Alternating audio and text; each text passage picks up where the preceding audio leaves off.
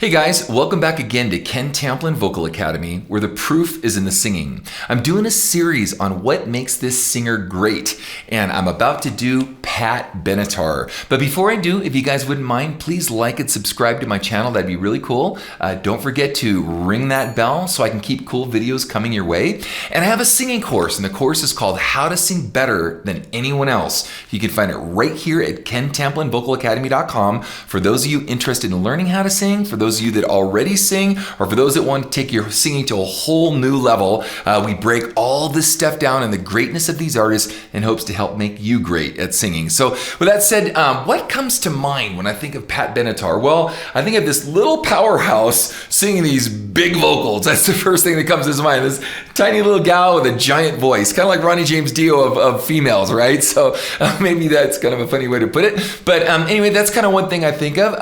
I think of her opera influence in her vocals, how it's been able to sustain her voice, which is really, really cool. I think of her, and of course there's Janis Joplin, but I think of her being one of the few that had a lot of grit in her sound early on, and there wasn't a lot of that going on way back in the late 70s when Pat, was kind of getting acclaim. I also think of her being a mega Grammy winner. She won a lot of Grammys. I think at one point she held the most Grammys of any female artist of all time. I know that's been superseded since, but I think of that. I think of her tone or pitch being incredible, and every live performance this gal's done that I've seen, whether it be on TV or live, I've never seen this girl choke, which is amazing. She's got really good diaphragmatic support, so I know that must have come from her operatic training. Her vowel placements are really cool, so she's got really beautiful, more on the soprano side of vowel placements, which is odd because she sings in an alto, contralto, alto belting register a lot, and then when she flips into her head voice, she flips into like a whole new voice altogether for more of an operatic, round, tubular sort of sounding vowels. Rock chick, that comes to mind. I think she's a rock chick, right? I think of Neil Giraldo, her husband and guitar player and songwriter. So they're a duo and a team. So I think of them. They're kind of inextricably linked. And of course, I think of songs like Heartbreaker, Shadows of the Night. Now, by the way, again, kind of like we were talking about Ann Wilson, she may be one of the most influential female rock vocalists of all time, just like Ann Wilson. I think they're kind of like neck and neck. Pat's way up there with Ann. So I think of that, of course. And then I kind of think of two eras. I think of, the Heartbreaker, Hit Me With Your Best Shot era. And then I think of kind of later stuff like Shadows of the Night and, that kind of, We Belong. So two different sort of things. One is a little more produced and less raw guitar driven and more radio friendly, I would say. So anyways, I think of Heartbreaker, Shadows of the Night, Hit Me With Your Best Shot, of course, Promises in the Dark, We Belong. I chose Hell Is for Children because of her belting and some of the distortion and grit, so we're going to check that out in a second.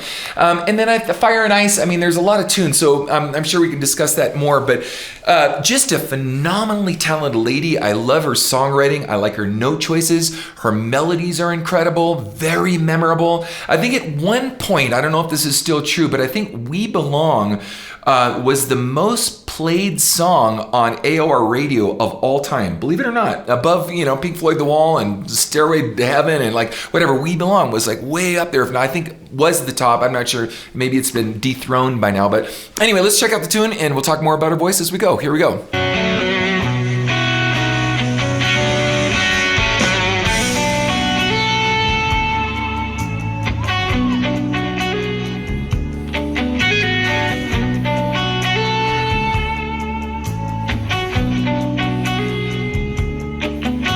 They cry in the dark, so you can't see the tears.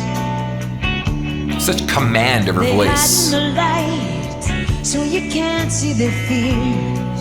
Such a slender little thing.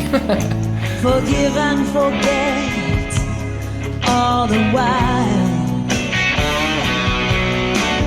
Love and pain become one and the same in the eyes of a wounded child. Because hell. Man, what a prescient song for today.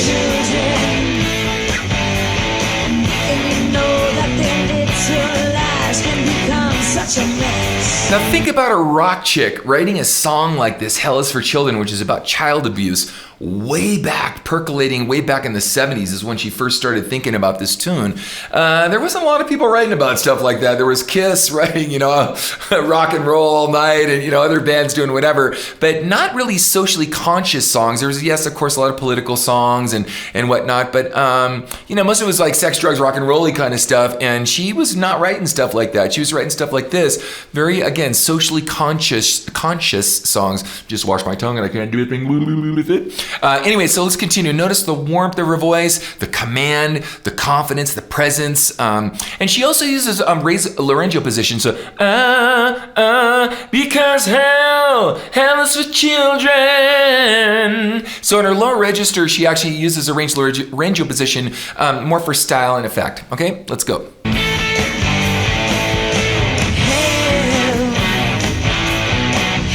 Children, and you shouldn't have to pay for your love with your bones and your flesh. No. I know Lizzie Hale's done a pretty killer cover of this also, so she did a great job on this. It's also confusing, this brutal abusing. Okay, I'm gonna fast forward this a little bit because this kind of drones on. I wanted to get towards the end, but you get a flavor for the roundness and the warmth of her voice as you're going through it. And then her belting, which is, I'm gonna kind of fast forward a little bit. See here, so put it up to here.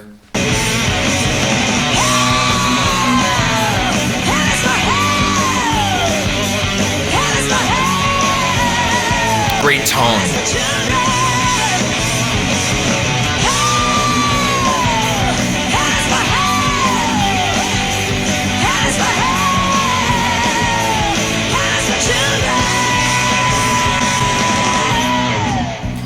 Cool. So, you guys get the flavor of what I'm talking about.